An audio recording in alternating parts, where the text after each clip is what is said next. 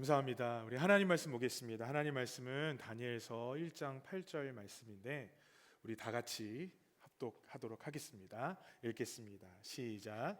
다니엘은 뜻을 정하여 왕의 음식과 그가 마시는 포도주로 자기를 더럽히지 아니라 하고 자기를 더럽히지 아니하도록 환관장에게 구하니. 아멘. 네, 오늘은 순종의 나비 효과라는 제목으로 여러분과 말씀을 나누겠습니다. 제가요 새해가 되니까 운동을 너무 하고 싶더라고요. 이 지긋지긋한 살과 결별을 하고 싶어서 헬스클럽을 찾았습니다. 가서 아주 설레는 마음으로 운동을 시작했거든요. 어느 운동을 하러 갔는데 제 몸에 맞는 큰 무게가 있는 것처럼 보였어요. 우리 선생님과 함께 그곳으로 이동을 해서 제 몸에 맞는 아주 멋있는 중량의 무게를 열심히 들려고 하는데 우리 선생님께서 선생님은 아직 그 무게를 드실 수 없습니다 하고 저에게 아주 작은 핑크색 아령을 주시더라고요. 제가 너무 큰 충격을 받았어요. 왜냐하면 저는 큰 무게를 들어야 할 것 같았거든요. 근데 몇 회를 반복해 보니까 제 생각이 틀렸다는 것을 알았어요. 팔이 떨어져 나가는 것 같았습니다. 큰 무게를 들려면요 작은 무게를 들어야 한다는 것을 제가 깨달았습니다. 여러분, 순종이라는 큰 무거운 역기를 들려고 하면 가장 먼저 해야 되는 것이 무엇일까요? 그것은요 작은 무게에 순종을 들어 올리는 것이라고 생각해요. 저는 오늘 설교의 제목을 순종의 나비 효과라고 지었습니다. 나비 효과. 나비 효과라는 단어 여러분 아세요? 작은 원인이나 작은 변수가 큰 변화와 결과를 낳게 된다는 이론입니다. 어느 한 기상학자가 이런 비유를 했어요. 베이징에서 나비 한 마리가 날개짓을 하면 저쪽 미국에서는요 토네이도가 될 수 있습니다.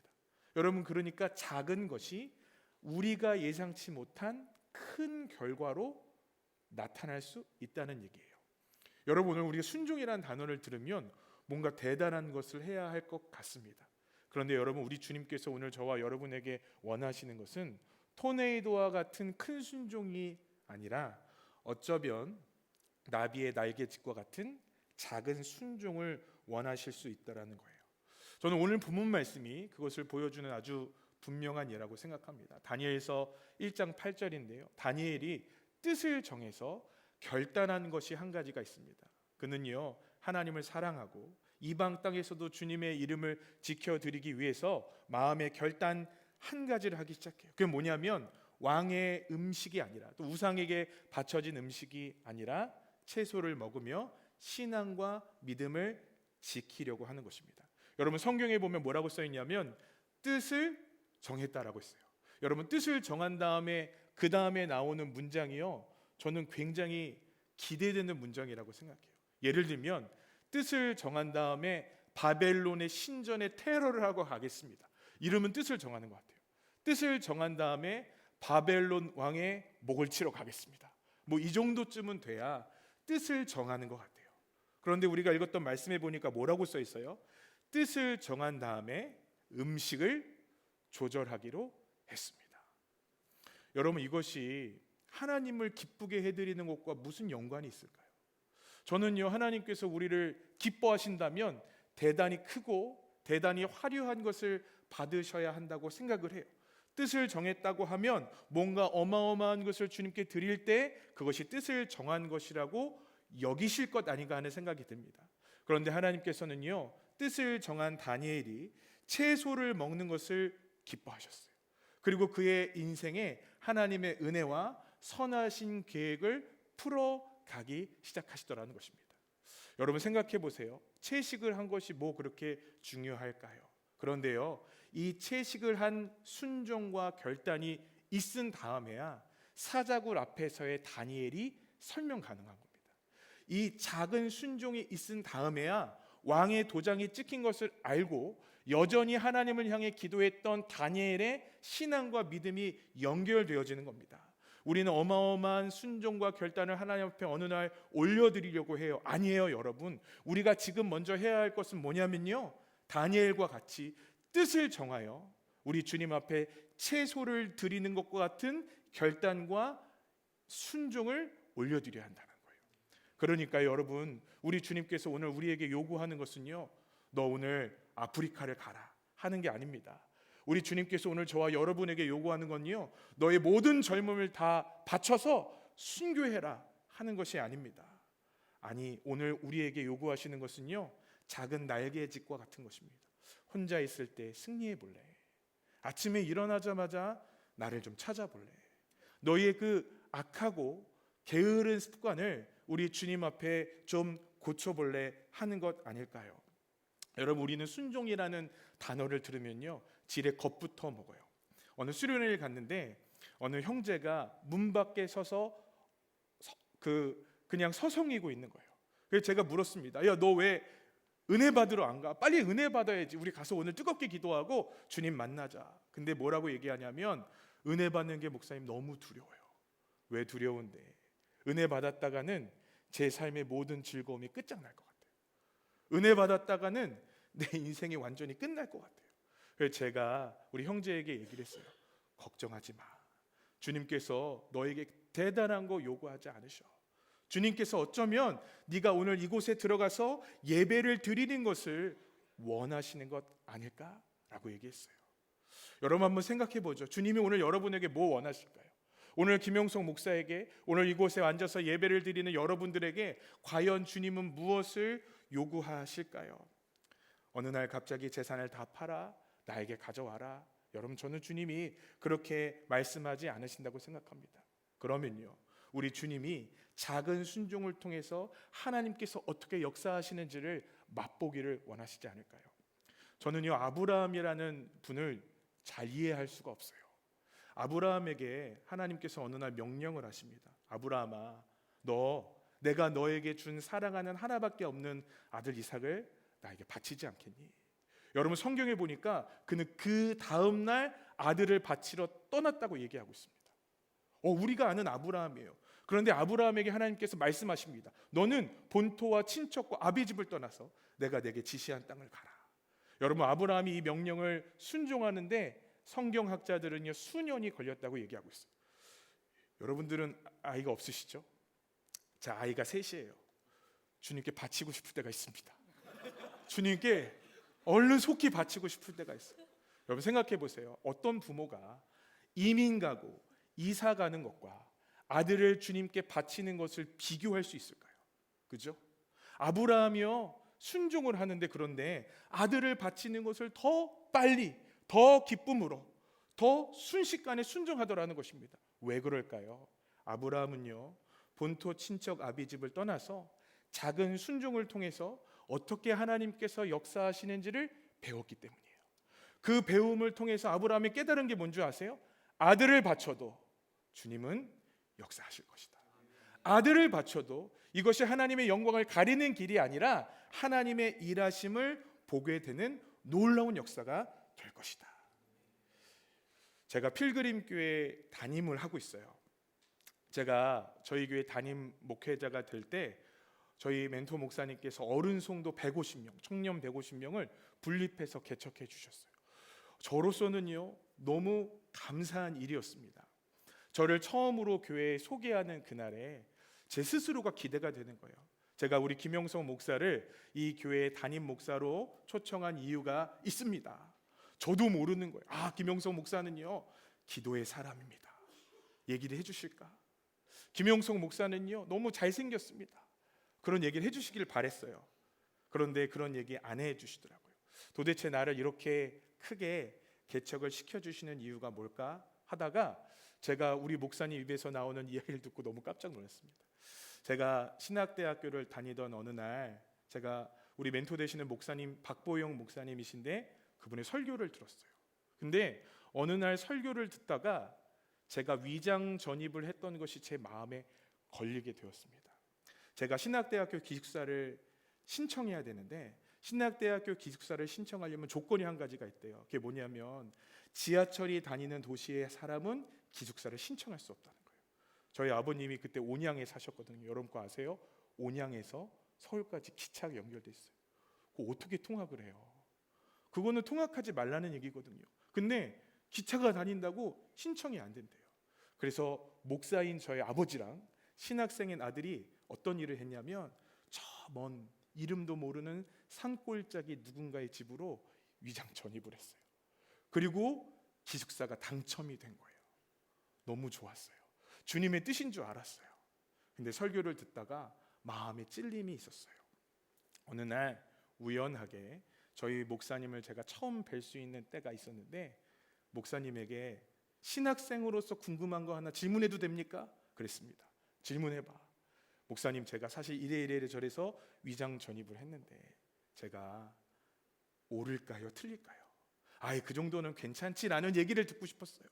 처음 보는 목사님이 저한테 뭐라고 얘기했냐면 너 같은 건 목사 하지 마 그러시는 거예요.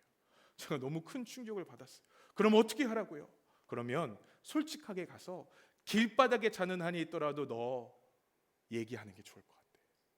아직도 기억나요. 첫째 날 사감 목사님께 찾아갔습니다. 그래, 나 하나님의 종이 돼야지. 그래, 나 하나님의 종이 돼야지. 위장 전입한 거를 사감 목사님에게 얘기하러 갔더니 그날 쉬는 날이라 안 나오셨어. 그 다음 날 꼬박 잠을 설쳤습니다. 왜냐하면 나는 이제 집을 나가야 되는데 어디로 가야 되지? 부모님에게 뭐라고 얘기할지 별의별 생각이 다 든 거예요. 근데 사감 목사님께 저 위장 전입했어요 라고 얘기하니까 그분이 막 웃으시더니 그래, 너같이 정직한 학생은 처음 본다. 한 학기는 그냥 살고 다음 학기는 떠나갔으면 좋겠다 라고 얘기를 해주시는 거예요. 하여튼 그런 일이 있어서 제가 저희 멘토 목사님과 함께 살게 되었습니다. 많은 사람들이 모여서 제가 왜 담임 목사가 되었는지를 얘기하는 그 자리에서 목사님이 그 얘기를 하는 거예요. 김영석 목사는 그때 위장 전입을 했는데 그거를 솔직하게 얘기해서 제가 이곳 담임자로 추천을 했습니다. 10여 년도 더 지난 그 이야기를 사람들에게 하는데 저는 너무나 충격이었어요. 여러분, 저는요 그날 이런 일이 있을 줄 몰랐어요. 그날 제 삶에 이런 일이 있을 줄 몰랐어요. 그저 저는 진짜 하나님의 종이 한번 돼보고 싶었어요. 그래서 사람들에게 가서 나 위장 전입했어요 라고 얘기한 것밖에 없었어요. 여러분, 오늘 우리 주님 앞에 우리가 경건의 삶을 드리는 게 과연 우리 인생에 어떤 역사로 다가올지 여러분 생각해 보신 적 있어요? 제가 혼자 있을 때 승리하고 기도하는 게 과연 먼 미래에 우리 인생에 하나님의 어떤 역사로 다가올까 생각해 보신 적이 있어요? 여러분, 사실은요 별거 아닌 것 같아요. 사실은요 여러분 어마어마한 것 아닌 것 같아요. 그런데 우리 작은 순종이요 우리 인생의 어마어마한 태풍으로 돌아올 때가 여러분 있는 거예요. 다니엘의 그 열흘의 순종이요 사자굴 앞에서 믿음을 지킬 만한 믿음의 성장으로 이어질 것을 그는 몰랐어요. 다니엘의 그 작은 순종이요 그 친구들의 순종이요 풀무불 앞에서도 믿음을 지킬 수 있는 삶을 살 수 있는 길이라는 것을 그들은 미처 알지 못했어요. 그저 앞에 있는 작은 것에 순종했을 뿐이에요. 여러분, 오늘 우리가 해야 할 것이 바로 이것입니다. 작은 것에 순종하는 거예요. 여러분의 열흘의 금식이 무엇인지 모르겠어요. 여러분의 채소와 같은 것이 무엇인지 모르겠어요. 그러나 분명히 여러분에게 하나님은 부담을 주실 거예요. 아마도 우리가 생각할 때 야, 이거 주님이 기뻐하실까? 아, 이거 주님이 역사하실까 하는 것들로 주님은 오늘 우리에게 말씀하실 거예요. 그것을 순종하면 그 다음 발자국이 열리고요 그 다음 발자국이 열리지 않을까요? 제가 박보영 목사님이란 분이랑 함께 살 때요 우린 공동체 생활을 했습니다. 목사님은 길거리에 버려진 아이들 혹은 미래가 없는 아이들을 데리고 사시는데 또 위장 전입한 제가 솔직하게 얘기했다고 저도 거기 공동체에 껴주셨어요. 그 공동체에 살고 있던 한 형제는요 과대망상 이런 형제였어요. 어느 날 목사님은 미국에 집회 가시고 저와 같이 살고 있는 청년 한 20-30명 정도가 집에 남았는데 고분고분한 사람들이 아니거든요. 한따까리를 할 수 있는 사람들인데 그날 밤에 막 난리가 난 겁니다. 너무 걱정이 되는 거예요. 여기 제일 책임자가 난데 왜 이런 일이 벌어졌을까? 주님 도와주십시오 얘기를 들었더니 그 과대망상에 빠진 형제가 사람들과 막 싸우고 있는 겁니다.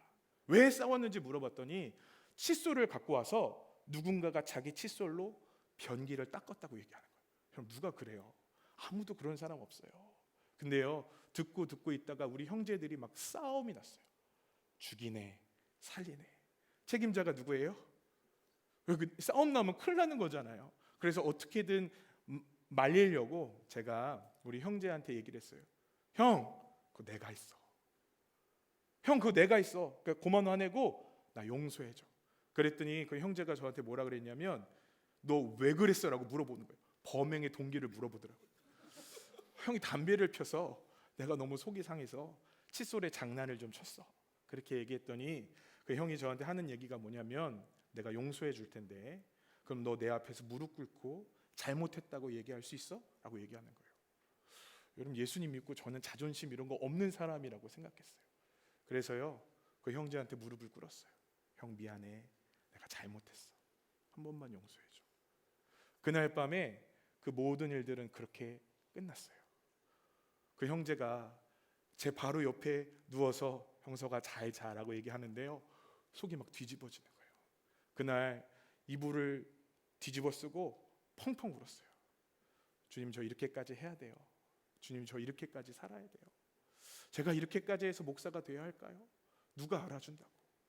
제 꿈은 훌륭한 목사가 되는 건데 여기서 이 형제들이랑 이렇게 얽히고 설키고 살다가 무릎이나 꿇고 눈물이나 흘리고 이게 말이 될까요?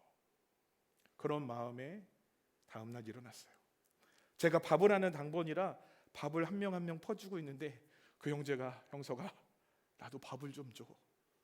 그래, 많이 먹고 열심히 살아라 생각하는 마음에 밥을 주고 어디 예배를 인도하러 갔는데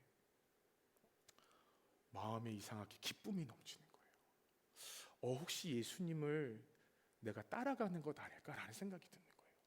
예수님이 십자가를 지실 때 그분이 억울했다고 하셨거든요. 예수님이 십자가를 지실 때 그분이 굉장히 마음이 힘드셨다고 했거든요. 그런데 혹시 나도 그분을 따라가는 것 아닐까라는 기쁨이 막 넘쳐났어요.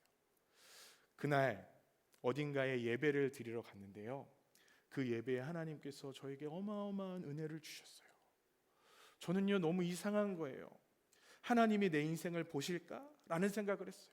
내가 그 형제 앞에 내가 어떤 마음으로 살았는지 주님은 아실까라는 생각을 했는데요, 그 예배를 드리면서 어떤 생각이 들었냐면 주님은 정말 다 보시는구나.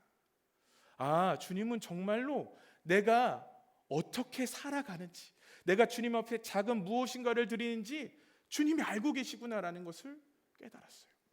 여러분, 목회를 하면 자존심 상할 때가 있어요. 목회를 하면 괴로울 때가 있어요. 근데 그때 저를 보셨던 그 주님이 제가 생각이 나요. 맞아, 주님이 나를 보시지. 내가 그것을 주님이 기쁨이 되고자 한번 해봤을 때 주님께서 내 삶을 이렇게 열어주셨지. 닥쳐질 큰 문제들 앞에서 능히 이겨낼 수 있는 마음의 소망이 생기더라고요. 우리 사랑하는 형제자매 여러분, 순종이라는 무거운 아령이 우리 눈앞에 있어요. 들려고 하는데요, 너무 무서워서, 너무 무거운 것 같아서 우리 엄두를 못 내고 있잖아요. 그죠? 어떻게 우리가 우리의 생명을 드릴 정도로 주님을 따라갈 수 있을까요? 어떻게 우리의 마음을 온전히 주님 앞에 드릴 수 있을까요? 사자굴 앞에서 다니엘이 했던 것처럼 어떻게 그렇게 승리할 수 있을까요? 오늘 다니엘서는 저와 여러분들에게 한 가지 단서를 줘요. 열흘에 승리를 해보아라. 작은 승리를 해보아라. 그것이 하나님 나라에 아무것도 아닌 것 같고 쓸모없는 것 같고 박수 쳐줄 일이 아무것도 아닌 것 같지만 그것을 통해서 우리의 앞길을 열어주실 주님이 계신 거예요.